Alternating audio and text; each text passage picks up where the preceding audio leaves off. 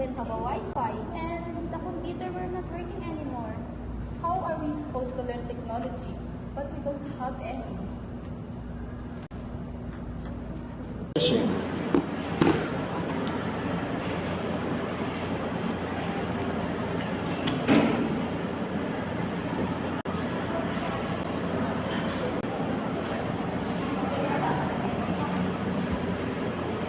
I think I need to do something about this. Mr. Alcaraz and Mr. Kiawan, please present yourselves in front of me.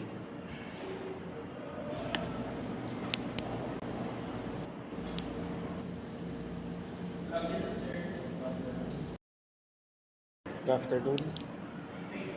I'd like to ask you about matters regarding your work. I've noticed that you haven't submitted most of your tasks, most of the tasks that I have given you these past few days. I'd like to ask, what's the problem? Why are you not passing your requirements? Sir, we're having a hard time to comply our projects and tasks due to the lack of facilities here in our school. At our home, we don't have enough internet connection and cell phones to use to create a specific task. Also, it is hard for us to accomplish our research because my phone cannot do some heavy tasks like the Word or any document related files, sir. And I also observed, sir, also we are having a hard time to find any facilities here in our school for computers and internet connection. Okay, so I just wanna add lang po na the facilities also lacking materials po, so that's why we're having a hard time passing our activities.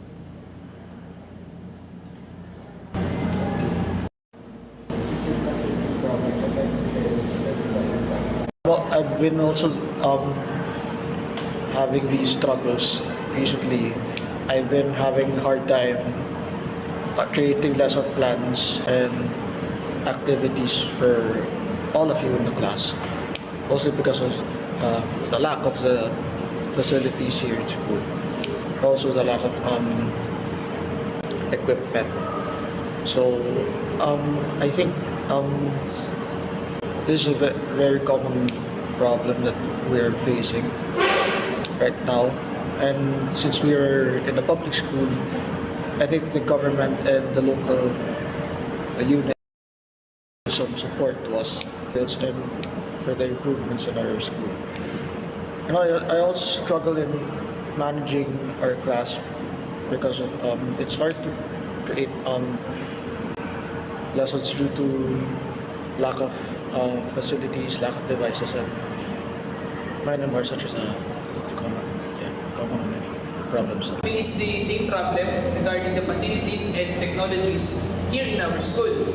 And also, this problem needs to be resolved because not only us will struggle, all of the students and the teachers will have a difficult time to adopt the new system here in our school. I also noticed that not all of the teachers have a projectors and enough technologies to use to utilize the classroom. This problem needs to be resolved as soon as possible so that all of us can submit our output and tasks on time even though we are here at our school. I do agree. I am very well aware that all of us will benefit in innovating our technologies here in school. So I will have this concern raised to the higher ups, to the departments for this issue to be resolved. So thank you for raising this concern.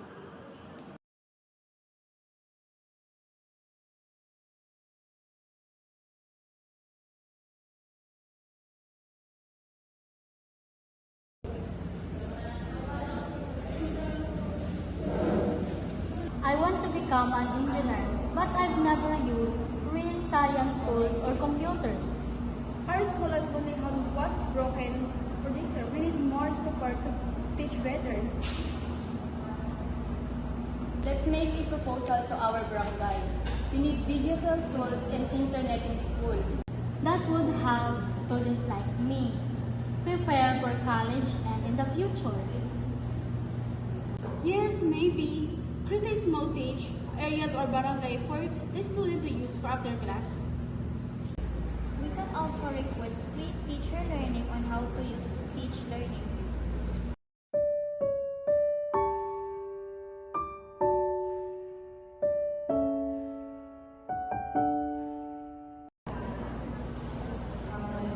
Guys, I finally finished my science project using the laptop we borrowed. Great job! See what we can do to complete goals. Even a small change can be a big step. Education is the first step to a better